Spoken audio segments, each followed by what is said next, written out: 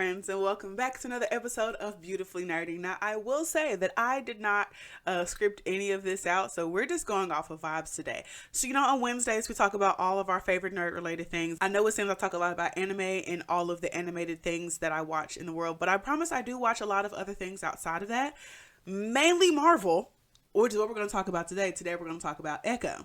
But before we do that, I watched Matt Pat's video last night about him leaving the internet, and of course I clicked it thinking it was clickbait, and the first thing he said was, "It's not clickbait," and I was like, "Oh Lord," because I'm an OG theorist, okay? I have been watching since before GT Live, like the absolute growth of Matt Pat and the team, and for him to be like, "Hey, I have a kid now.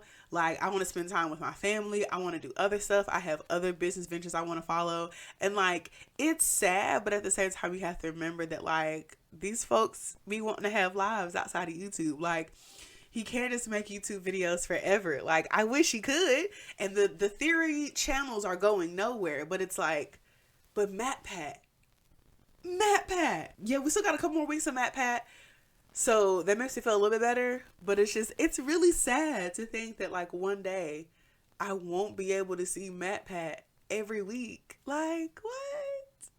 But anyway, so all of Marvel's Echo has dropped, but I only had enough time to watch the first episode. And so I was like, I'm gonna watch one episode, I'm gonna get on here, I'm gonna talk to my friends about it. I will say there will be light spoilers because the first episode anyway didn't spoiled too much. It was a lot of exposition. We start episode 1 with kind of like a little bit more backstory. So we see how Maya lost her leg. My understanding is that she was born deaf.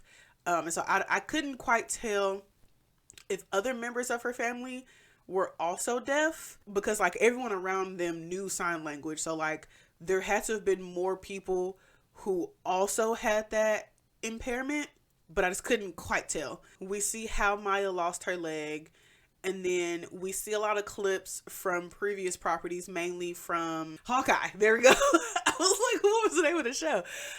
Mainly from Hawkeye, to give us some exposition and kind of put everything together. So it's one of those like, it helps if you've seen the other things, but you don't necessarily have to, because you get just enough exposition to keep going. And honestly, I think that's best, because it's like with all of the TV shows, the movies, the one shots, there's so much Marvel content out there that even for me, as someone who's going to watch every single second of it, it's still a lot to keep up with. So I appreciate that they're like, hey, we get that you haven't seen everything. Here's what you need to know to keep going.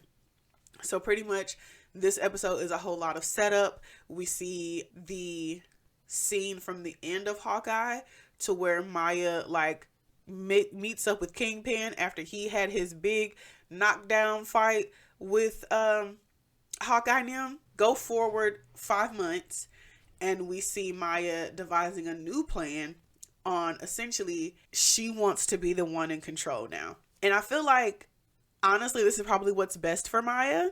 The idea of wanting to take control of your life is good.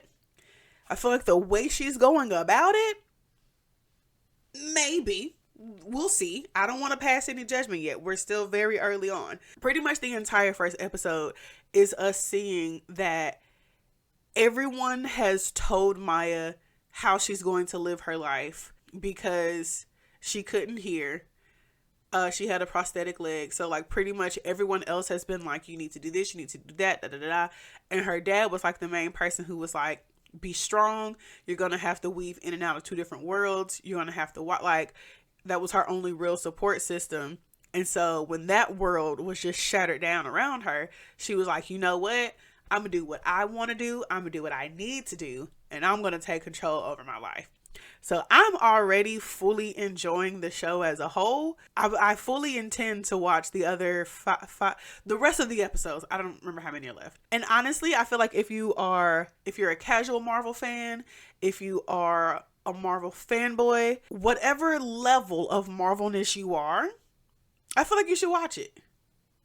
And there was also a scene when it first started. There was a thing that popped up that said Marvel Spotlight.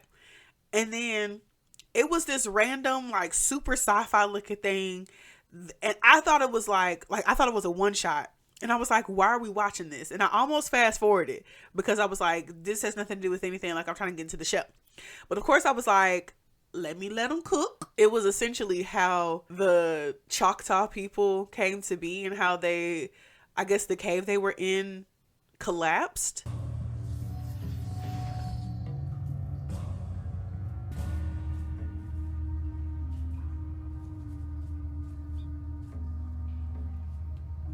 But like, why did the cave collapse? What was the water in the thing that like gave them power? Like their arms was.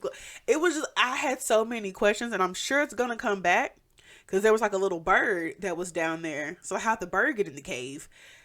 But then the bird was like up top, and like the grandmama had seen.